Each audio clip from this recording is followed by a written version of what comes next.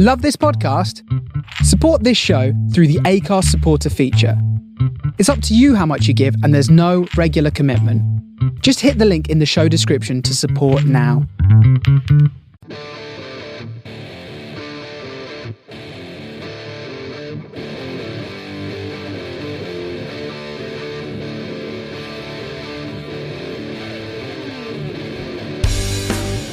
Hello and welcome to the MMA show, sponsored by Hatton James Legal. That's Hatton James Legal. For all your employment law needs, go to hattonjameslegal.co.uk, hattonjameslegal.co.uk. And this podcast would not be possible without our friends at SRB Media. That's SRB Media, who produce and edit the podcast.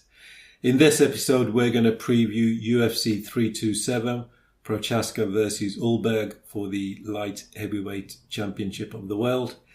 And a couple of house rules in terms of contacting the show. You can use the Facebook page at Let's Talk MMA, Let's Talk MMA. The Twitter handle is at the MMA Shower, at the MMA Shower. And you can contact us on email, the MMAshow7@gmail.com, the MMAshow7@gmail.com. Okay, with all that out the way, we're now going to get straight into the podcast, and I've got a very serious and famous guest all the way from London. It's Diamond. How are you, Diamond? Yeah, good to speak to you, G. Good to be back on as well, and looking forward to the podcast ahead. Yeah, we've had a 8-week break, and it's good to be back with you guys. We're just waiting for another co-host to join, so we'll be back to full capacity. But yeah, so Diamond, I just wanted to do a quick recap. In January there was a good card, so just give us your thoughts on that for a couple of minutes or so. In regards to the last card that went? Yeah, was it January or February? Yeah, so there's been a couple of cards since we've obviously spoken. I think they were there were some decent fights. And I think, there was a bit more in terms of finding out the landscape of what's going on with the UFC. The only thing I would say is that the landscape is a bit sketchy, but there were some decent fights. Yeah, because the last one I think was a couple of weeks ago, UFC 326, and that was Holloway versus Charles Oliveira. It was Oliveira. That was a BMF. I still can't get behind that belt, but it's a belt, I suppose. It's a gimmick. I always call it a gimmick, and I think that's how it's really panning out. They were old timers, weren't they? Really. So I think it was nice for them, but I don't think that particular fight changes the landscape so much, to be honest with you, because obviously, they're old timers. I'm happy for Max. He gets a good payday. Yeah. He's been in the sport for a very long time. He's a veteran. He's fought the best of the best. He's never ducked anyone, has he? Yeah, I mean that when he obviously won the title against Gaethje, I thought that was pretty impressive, and I was pretty happy for him, to be fair, because like we said, he's fought, who's who of UFC. He even fought McGregor back in the day, do you remember? Yeah, when McGregor was up and coming, and so was Holloway. He was young as well. Yeah. Yeah, exactly. So, I think he took him 3 rounds, Holloway didn't he? Decision. Yeah, he did. So that's pretty impressive, to be fair, if I remember correctly. And that's when McGregor was knocking everyone out. Yeah, that was McGregor in his prime. I don't remember McGregor. McGregor now, we won't go into that, but he was definitely in his prime then, up and coming. It was Oliveira dominated. Let's be honest, it wasn't the most exciting fights. He just basically dominated, and that was about it. Yeah, when one fighter is, say, got 80% control, it's never going to be an exciting fight, really. But it's testament to Oliveira's skill, and he's been around a long time as well, and he's turned it around. I've got a lot of respect for Oliveira because he was he at featherweight as well? And then he went through that skid, 3 or 4 losses all in a row, and then he turned it around and won the belt. And I think his last 8 fights, 7 have been championship fights, something ridiculous like that. I think that is ridiculous. No, I'm impressed with Oliveira. I actually wanted him to beat Poirier, but it wasn't to be. The problem with Oliveira is he's exposed too much. He's always gonna get caught. With a man like Poirier, it's lights out. It's just not gonna happen. So that was never a good matchup for him. Okay, so that was just a quick recap, and obviously there was Volkanovski versus Lopez too, but we'll move on to the sort of the main body of the podcast, and it's UFC 327, and it's Prochazka versus Carlos Ulberg, and this is sort of been presented to them because Oliveira he's obviously moving up to heavyweight now, isn't he? So he's left this belt. Pereira. Alex Pereira, sorry, we were talking about Oliveira. Yeah. Pereira, so he's moved up heavyweight, and he said, okay, I'm not going to defend the light heavyweight. So this has come about from that event. But it's good for Jiri, because obviously he had the belt, he had a horrific, I think it was a shoulder injury, and had to give it up. So it's a good opportunity for him to. But we'll start with the co-main event, which is Joshua Van versus Tatsuro Taira, Japanese fighter, and that's in the flyweight division. Give us your thoughts on that. Yeah, I think this one's quite interesting, actually. And I think I was saying about this in the chat. And the reason I think it's quite interesting is because Taira, he's Japanese, isn't he? So if he does win the belt, he becomes, I believe, from what I understand, the first Japanese-born fighter to hold a UFC title. So that in itself is quite impressive, because all those years ago, you would never have thought, when the UFC started, that a Japanese fighter would not be holding a belt at this point in time.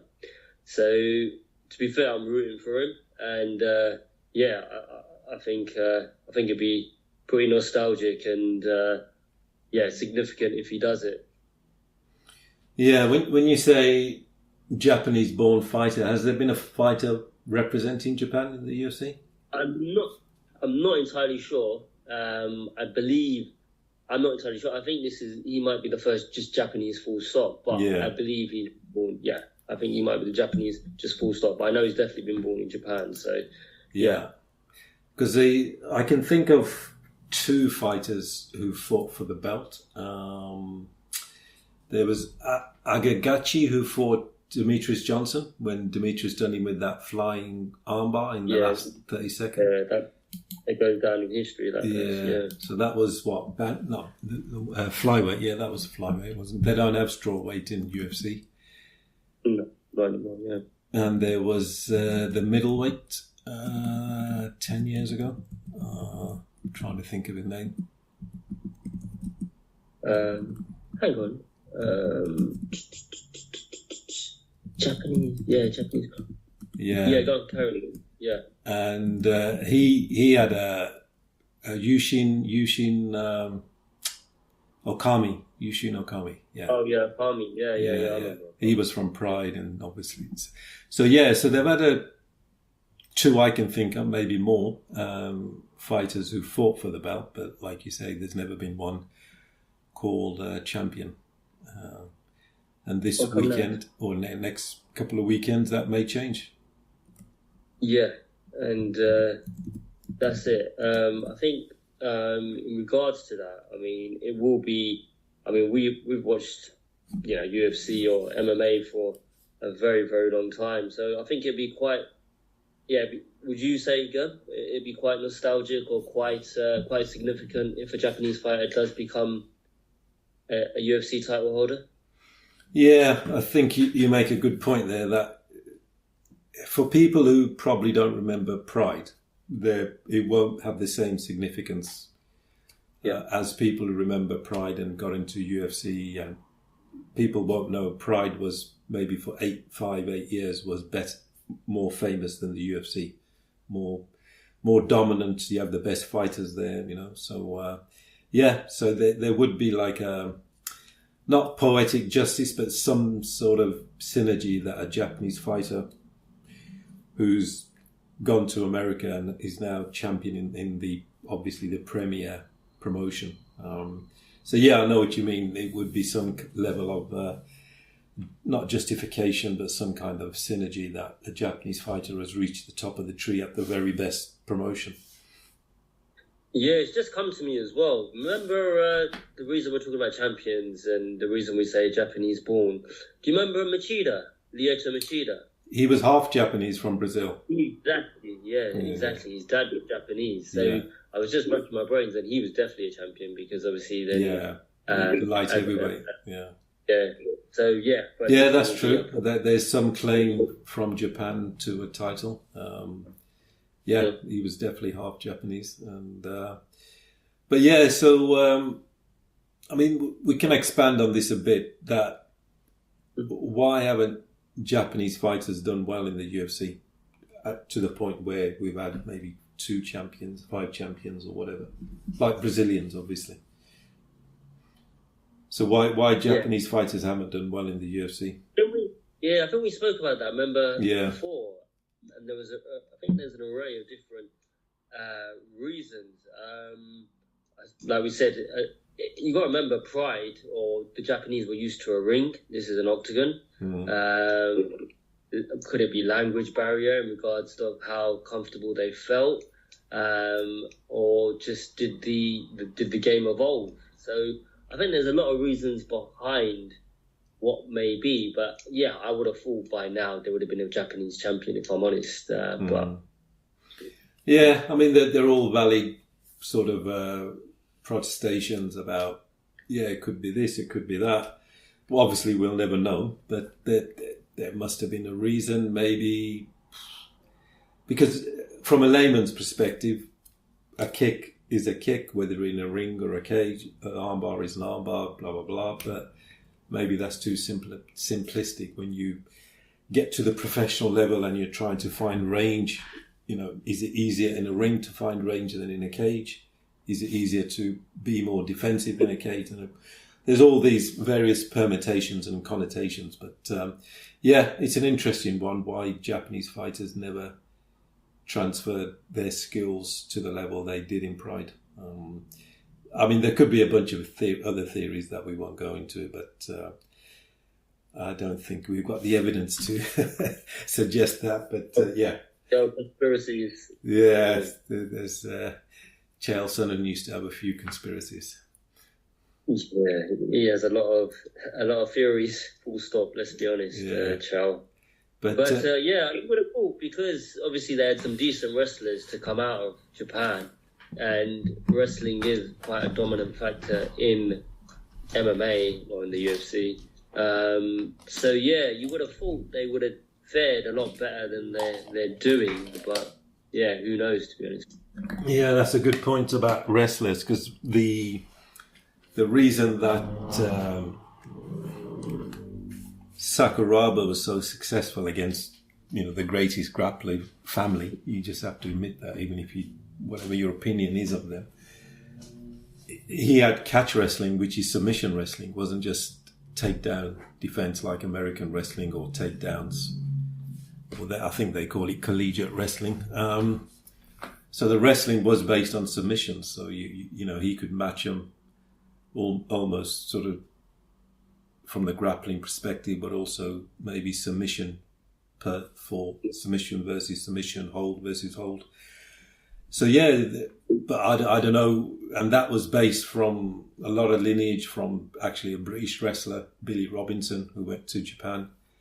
He was a professional wrestler, but professional wrestling, if you go back, is based in real wrestling in terms of submission wrestling. But then they made it a stage and a bit of a circus in carnivals and that, and became entertainment. But yeah, so I don't know what the state of catch wrestling is in Japan. I don't follow it, but that's where Ken Shamrock went as well. He was catch wrestling background. Yeah, it was. All those years ago. I remember when it was the first UFC one. Yeah. Ken Shamrock was favourite, if I remember correctly, and obviously he was in there, and obviously he had Gracie's, and it was just, if you look back on it, it was a pretty iconic event, just obviously not just because it was the first one, but because you had so many different styles coming in. The whole point of it was to see who had the best style of fighting, and I guess that was the whole magic about it. So moving on to the fighters and getting well, I don't know much about them. I haven't seen too many fights. I've just sort of done a bit of research, to be honest. But they've got very, very good records. Van is 16-2. Yeah. And Taira is 18-1. So virtually equal records. I think Van is, he's like an elite striker. And I think Taira is like he's a very good grappler.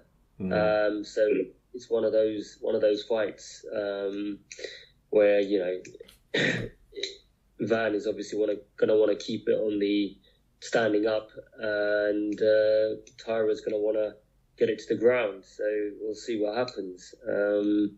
One significant thing, I suppose, is, you know, Brandon Royval. They've both fought him. Yeah. Now, Van beat him, but Taira lost to him. That's his only loss. So read into that what you want. But, that's the only significant thing I could find, really. Yeah. I think I agree with you. Tatsuro is more grappling-based and maybe more wrestling-based. I think that might give him the edge. But Van he's got some very good stand-up skills as well, so it's going to be an interesting one. Yeah, definitely. In terms of the odds, Van is 6-4, and Taira is 15-8 on. So okay. He's favourite. So he's odds on. Yeah, he's odds on. So I'm going for a Taira submission. That's what I'm going for. Yeah. I think I'll probably agree with that. It's co-main, so that's five rounds, isn't it? Yeah, I believe it's co-main, so 5 rounds. Do you think that will make any difference, or not really? I think. Obviously it's a longer fight, isn't it? Your cardio needs to be better. Van would probably obviously have been in 5-round fights before. Taira, I'm not too sure, to be honest with you, so I can't really comment on that, but be interesting to see. I hope it doesn't, but I hope he gets the job done, put it that way. Yeah, and do you see this as a number one contender, so the next whoever wins will have a shot at the title? I believe that I think it should be an elimination, but you know, with what's his name, Dana White, he does funny things. Let's be honest. So we'll see, isn't it? Yeah. Okay. Then we move on to Prochazka versus Carlos Ulberg, who's is he from Australia or New Zealand? I think I remember. I think he's Australian, isn't he? Carlos Ulberg, but. It's for the vacant light heavyweight title, because Pereira's gone to heavyweight probably. I don't know who he's going to fight at heavyweight though, but there's all that talk with John Jones about he's in, he's out, fight. He's retired, unretired. Yeah. He's fighting Ghana, Cyril, isn't he? Cyril Ghana. Yeah, because he's still out. The current champion. Who? Tom Aspinall. Yeah, because of his eye. Yeah, because of his eyes. So it's going to be, but yeah, I mean that's not a true title for me. It's not a true title. Just going back to your to the fight with Van and Tyra, I believe that's for the title though. Is it for the title? Oh, okay. Yeah. I was looking at the UFC. I thought so, but it didn't say title fight. It said co-main. That's good. Well, so if he wins that, then he becomes Japanese. Yeah, of course. That's the That's the point point of your premise. Yeah. Yeah. So going back to this in regards to Pereira, it doesn't excite me that much. The actual fight excites me because I think they're two very stand-up fighters, and I think that's going to be there's going to be a KO finish kind of feel. Yeah. I'm really looking forward to the fight in terms of the actual fight itself. However, I don't believe it's obviously for a proper title, if that makes sense. I think it might be an interim title, but that doesn't mean anything to me, to be honest.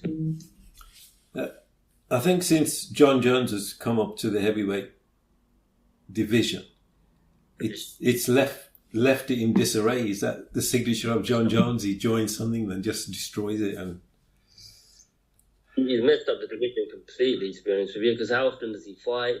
That Stipe fight was 6 months, then 12 months, then 18 months, and then these. The UFC top brass who need to have a look at themselves as well, because for allowing it. That's basically held up the division. Is John Jones that valuable? Is he? I don't think he's a million pay-per-view plus regular, is he? Depends who he's fighting. That's it. Well, I've heard rumours. Jones has come out and said that he was in negotiations, and they said we'll give you 15 million for the fight with Pereira. Take it or leave it. And Jones said, I want to negotiate, blah, blah, blah, all the rest of it. And the UFC said no. And they just left.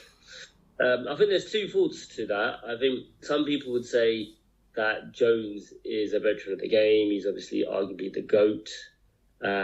So he deserves to be paid what he deserves to be paid. The other side of it, I believe, is the UFC have been very good to him. He's done a lot of things outside the ring, inside the ring as well, let's be honest. So, and they've stood by him. So 15 million is not a bad number, but yeah, it depends what side you're on.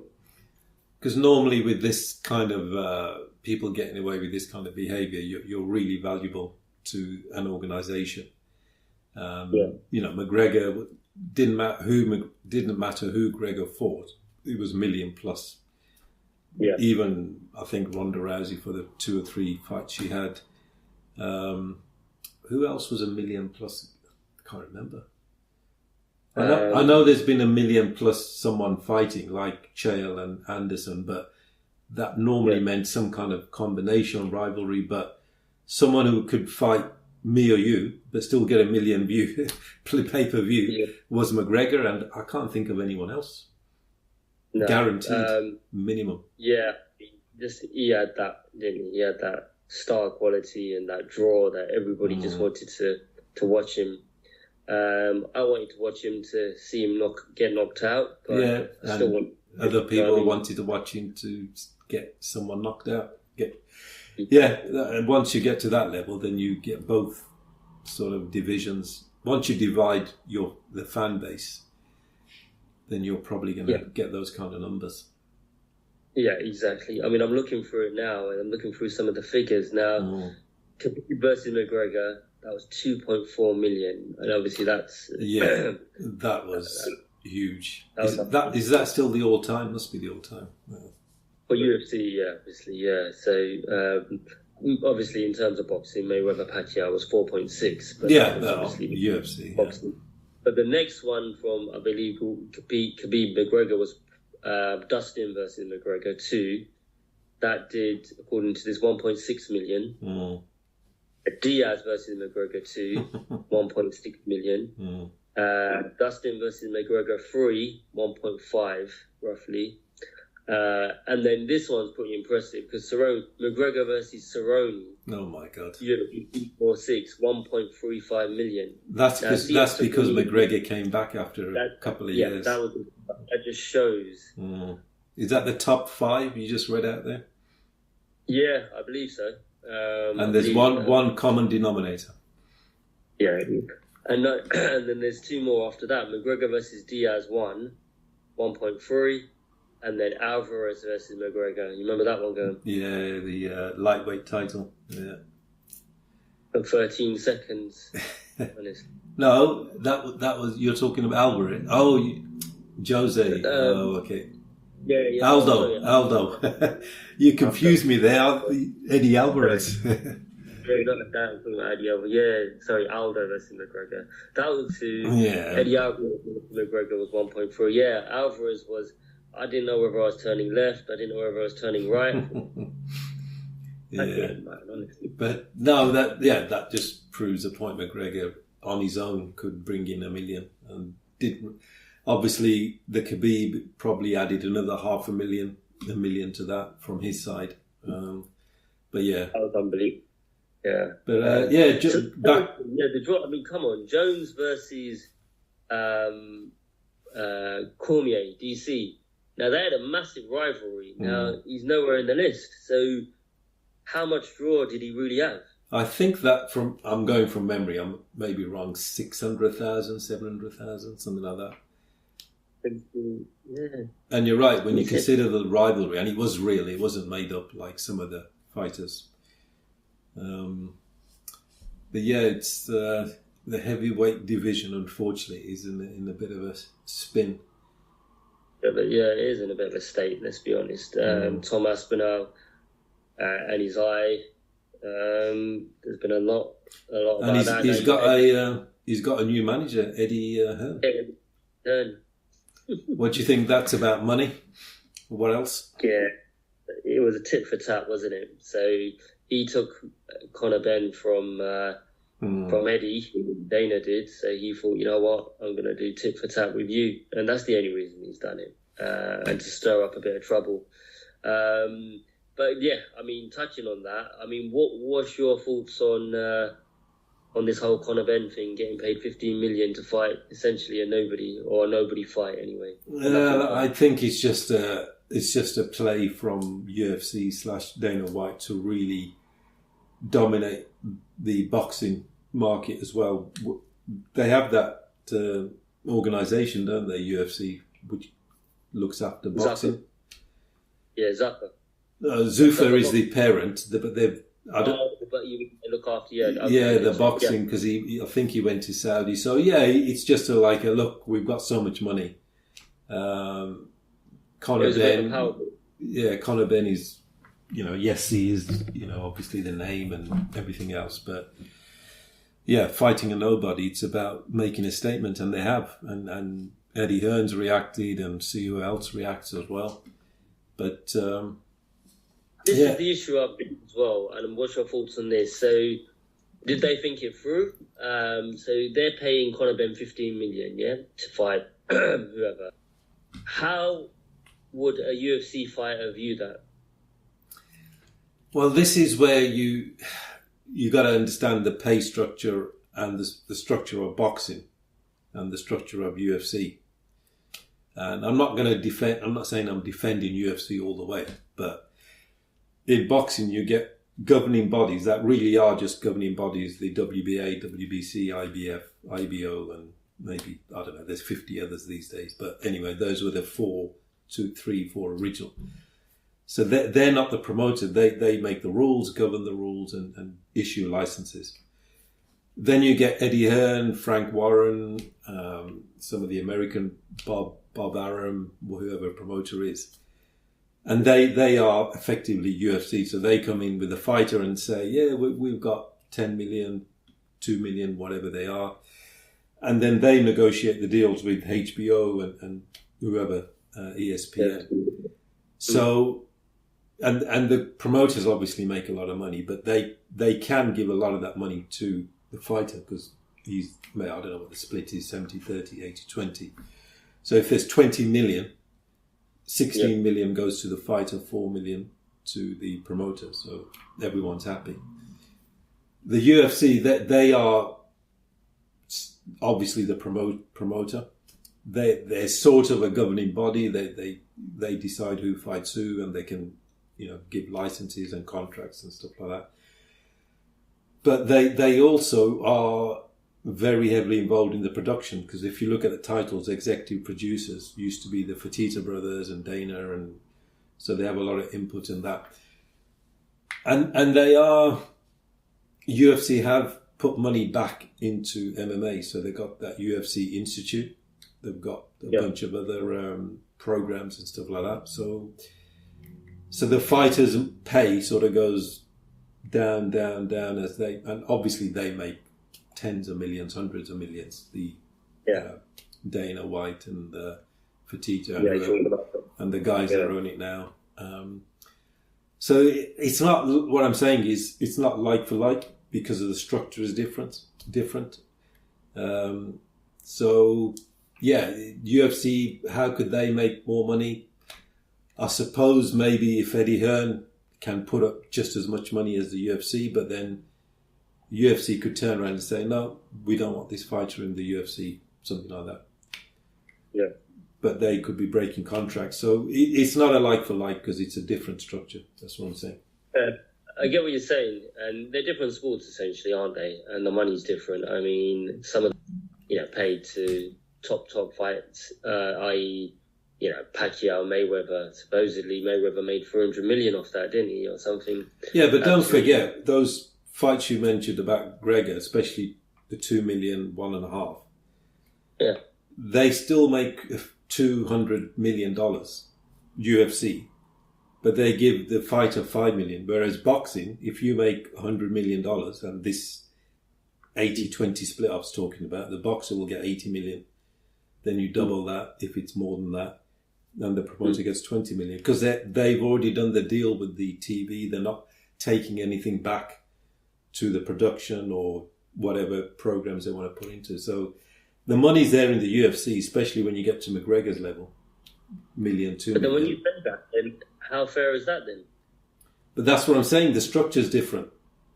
Yeah, but just because the structure's different, that doesn't take away from the fact that the money's there. Yeah. I could understand if money wasn't there, then you can't do it. But if the money's there, then the structure needs to change, because it's unfair on the fighter. But the UFC have produced all of this, made all of this. One organisation has done. Boxers haven't made boxing.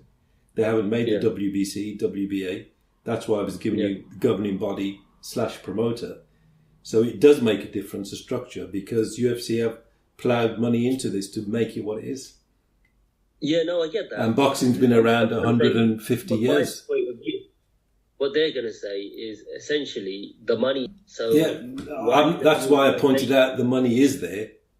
Yeah, there's no doubt the money's not there. It is there, but obviously the UFC could say, "Look, we don't want to keep 100 million. We'll give a fighter 30 million." Of course they can. Yeah. So how much do you think Khabib and McGregor made off their fight? Oh, I can't remember. Do you remember the official figures? With figures, was it 10 million each? It wasn't that much. It wasn't economical, put it that way. But considering they did 2.6 million buys, it would have been a lot more, I believe, than what they got. Yeah. I'm sure they sweetened them, off camera, as it were. But still, just generally, it's... when you compare it to boxing, it's still peanuts compared to boxing. 100 million, 80 million, whatever. And that's why you get UFC fighters who want a boxing pay-per-view, because the structure is different. How much did McGregor get with Mayweather? 100 million each?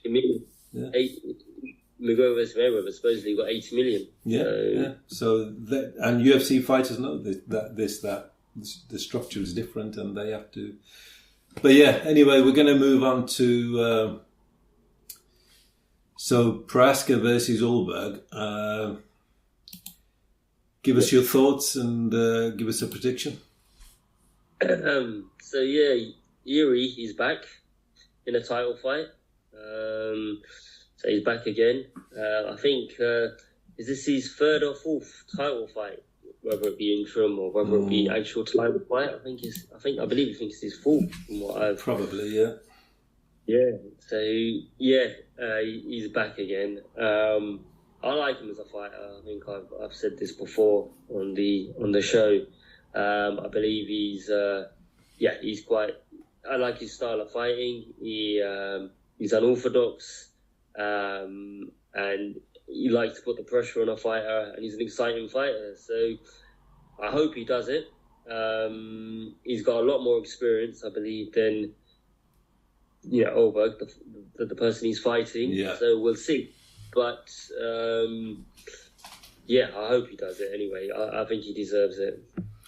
Yeah, I think I generally agree with that analysis. I got a small percentage where thinking is Prochazka on the way down with injuries, a couple of losses. It does happen to fighters.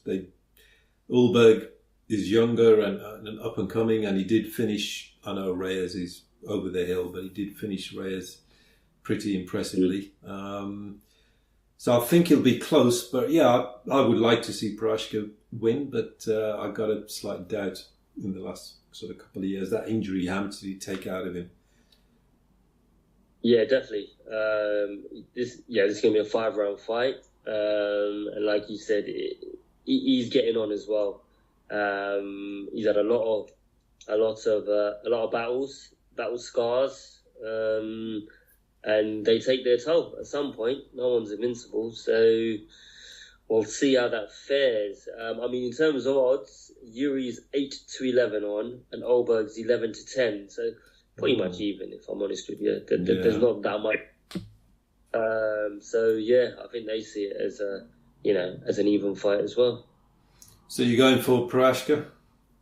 Yeah, I'm going for Yuri. Yeah, same here. I think Prochazka might. Well, actually, I think if it goes longer, he may suffer with the cardio. But I think he can do it within 3 rounds. Yuri can. I think that should be the game plan as well, because, like you said, I think cardio-wise, I think he might start to fade if it goes to the latter rounds. But yeah, we'll see. We'll see what happens. Okay, so that we've wrapped up the co-main and the main event for UFC 327. But you wanted to bring a couple of topics to the table, or one topic to the table? Yeah, a couple of topics. I think we touched on it before in the actual podcast. But how would you say the state of the UFC is at the moment after the announcement of the White House card? I was quite underwhelmed, if I'm honest with you. You've got to remember, this is arguably the biggest, I would say this is the biggest event or biggest stage the UFC have ever had, or might ever have. And your card is a bit of a letdown, in my opinion. So, I want your thoughts on that. Well, there's no doubt this event is a historical event, because obviously where it's taking place, boxing's never managed to achieve that. And this has only come about because of the relationship between Trump and Dana White. And I think White has spoken on at least 3 Republican conventions before the election. So he knows him really well. They're friends, and so that's been the.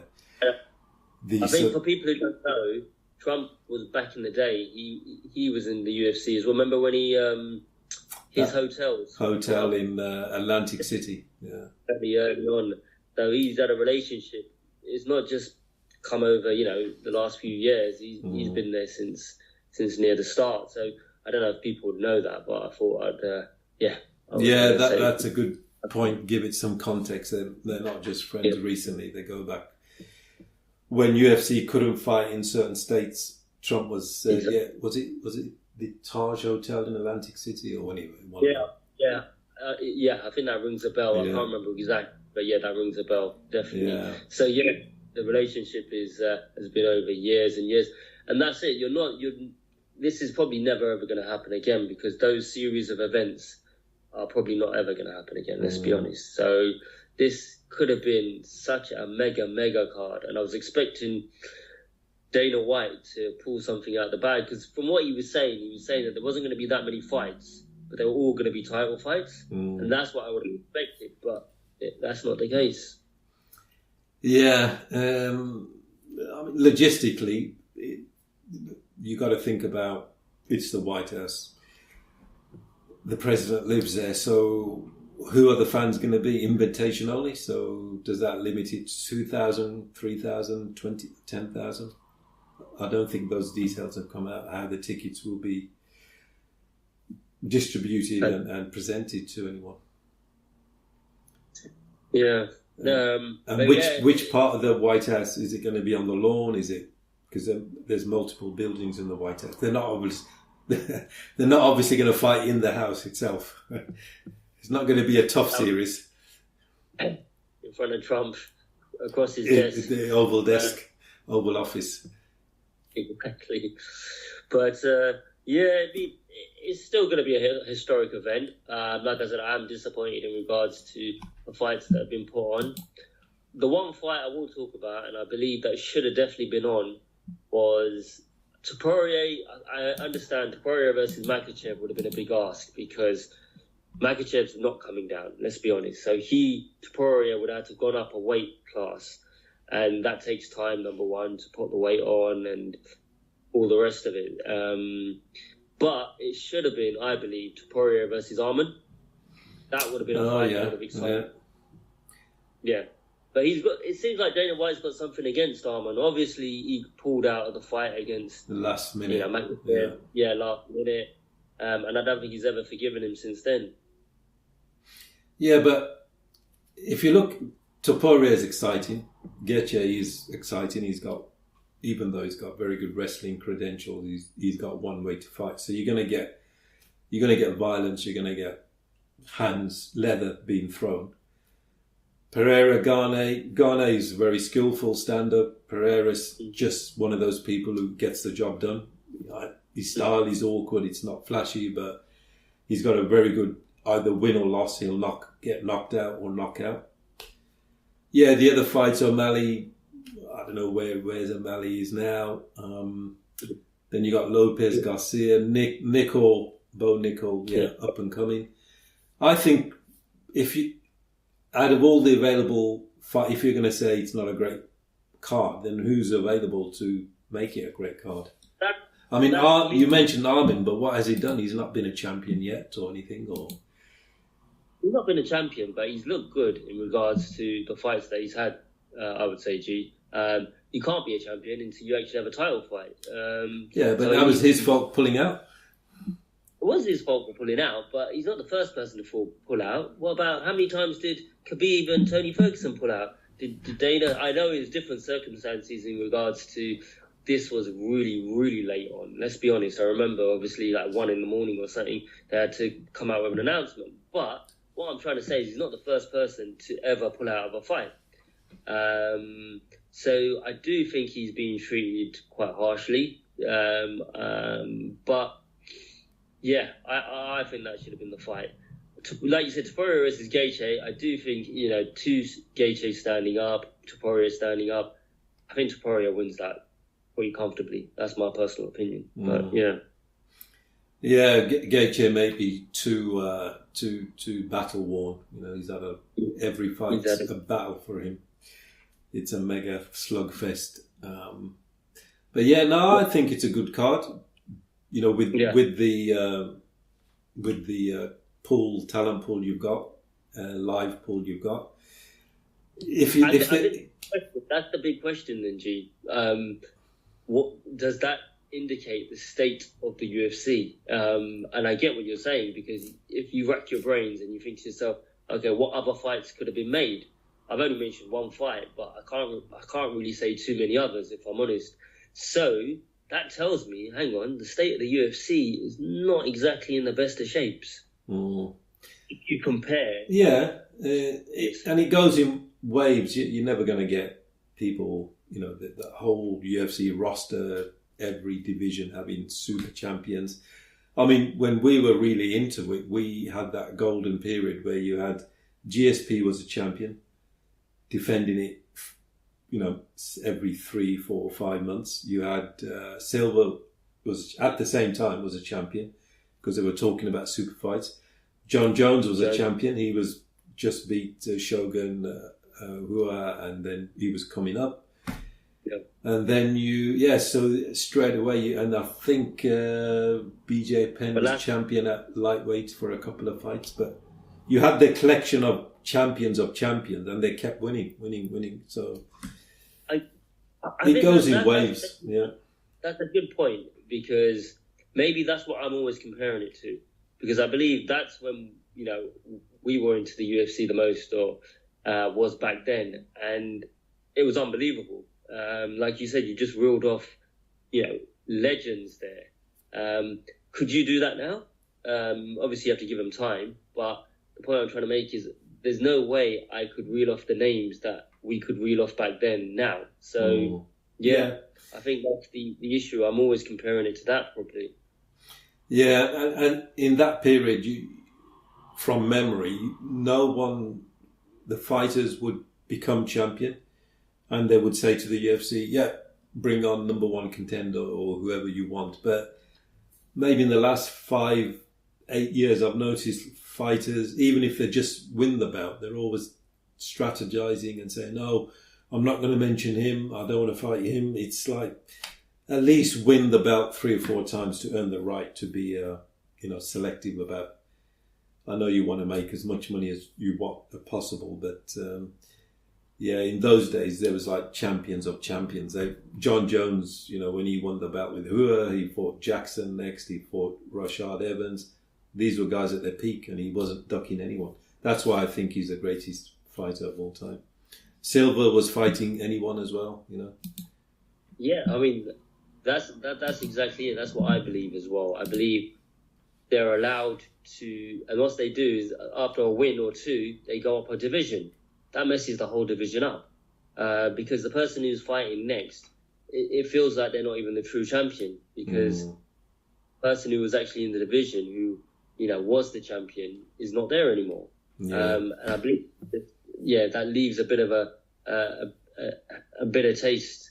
So they're allowed to do that far too easily. Like you said, if you've come in maybe towards the end of your career, or you've defended it so many times and you've earned the right to do that, then okay, it becomes a mega fight. And that's what it used to be. It used to be a mega fight. I remember there was talk of, GSP versus Anderson Silva. Yeah.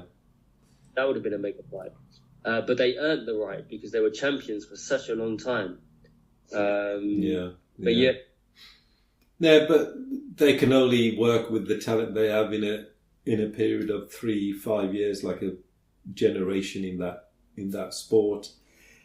And it's maybe not by design. You just get the talent pool at the right time at the same time, and I suppose then there was fighters coming from Pride as well. So Dan Henderson, Jackson, Silva.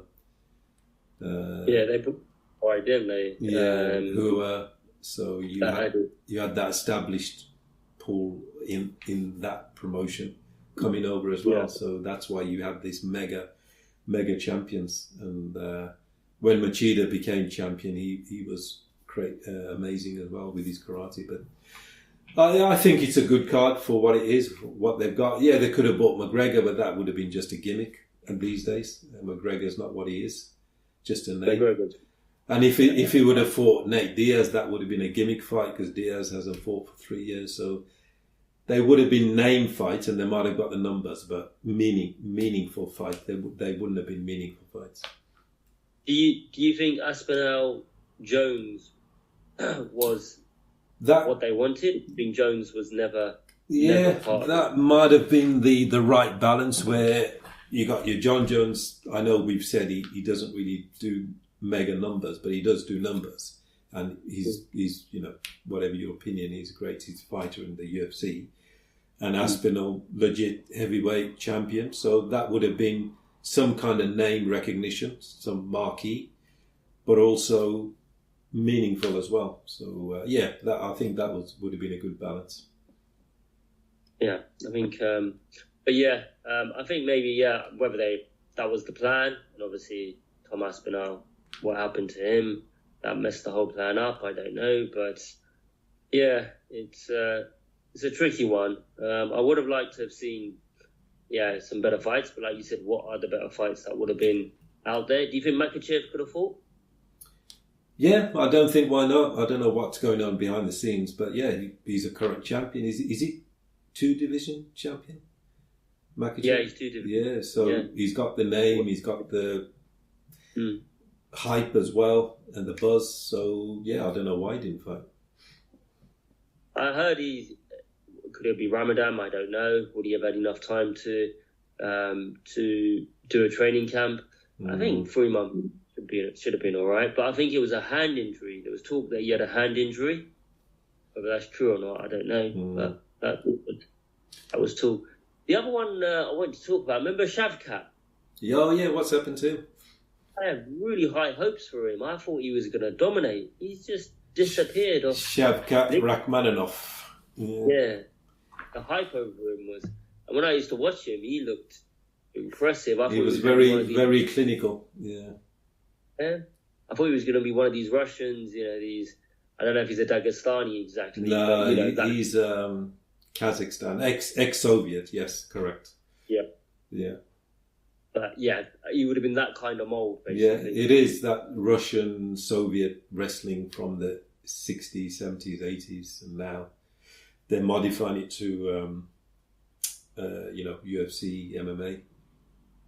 Yeah, but yeah, I would have thought he would have been in the conversation for... He's gone quiet for a year, 18 months. But just to go back on the UFC card, if Dana White really wanted to create spice and hype and maybe take a tip out of a WWE style promotion, why don't they get an Iranian fighter in the card?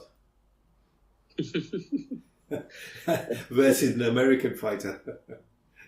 Or maybe a Jewish fighter, even better. You've been watching one too many Rockies there, G. No, WWE style, remember Sergeant Slaughter? Yeah, Sergeant Slaughter versus Hulk Hogan. It was America versus Iraq. Talking about WWE, yeah, I mean, they were some classics back in the day, honestly. It was, I don't know if we're going off topic here, but I don't know if you've been watching Netflix, but they've got every single... Oh, yeah, I do catch the odd one, yeah. I flick through it and, I must say I've gone back to a few old Royal Rumbles. You can't beat them. You can't beat them. They were so you don't think Dana's going to do that, get an Iranian and Jewish fighter or an American fighter? Just put them all in, for a Royal Rumble. And they come out with their flags like Sergeant Slaughter. Oh, Sergeant Slaughter, honestly, man. The characters then. But yeah, that'd be highly interesting. Let's just say that, G, but I doubt it. Okay, but a fun fact, in wrestling, especially Olympic wrestling, Iranians have a very good medal haul. That Saudarev, what's his name? Is he Iranian? No, I think he's Dagestani. Yeah.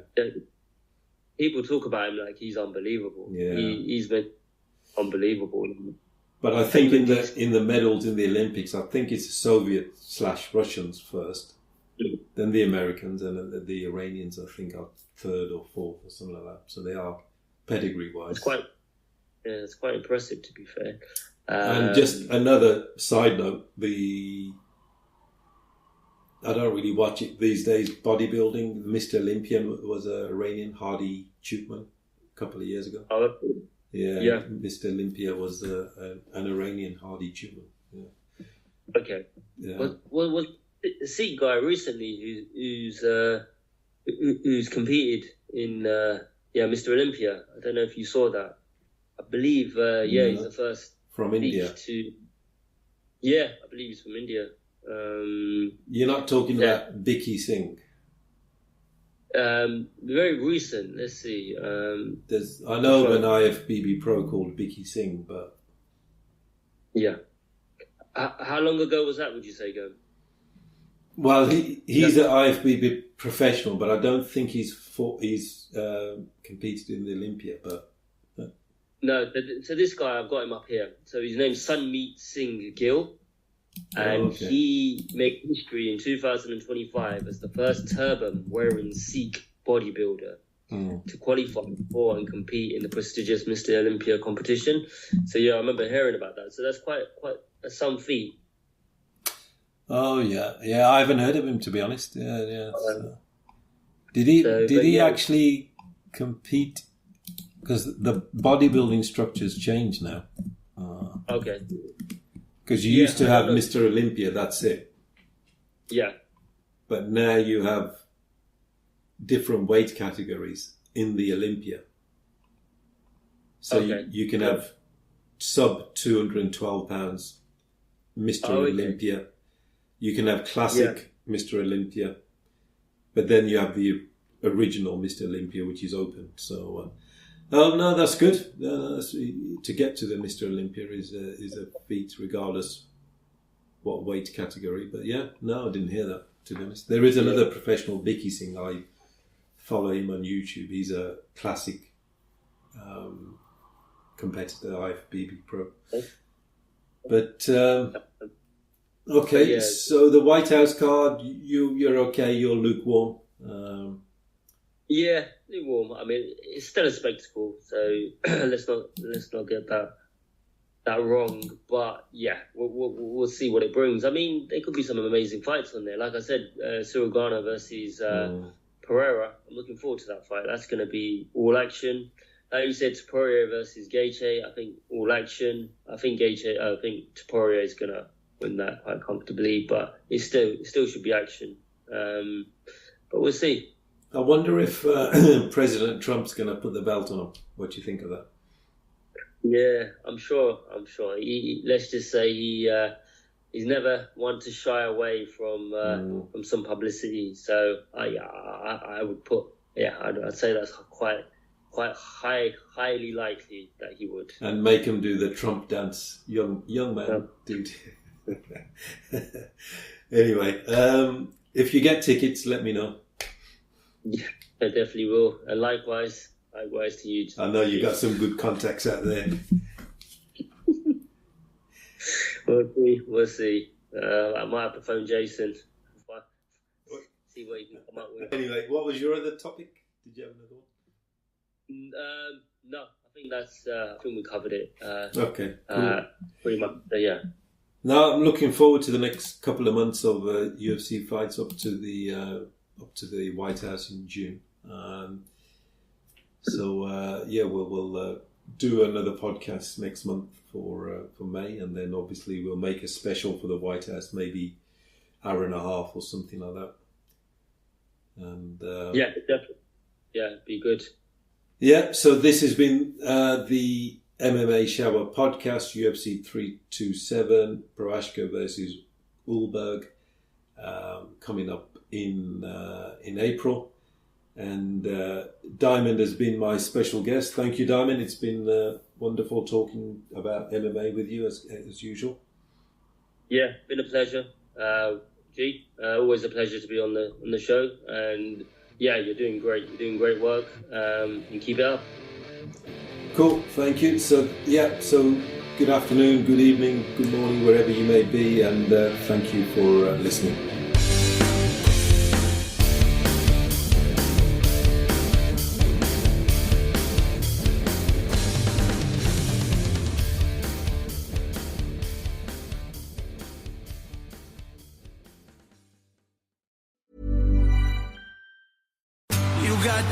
Multi-platinum selling singer-songwriter Dermot Kennedy.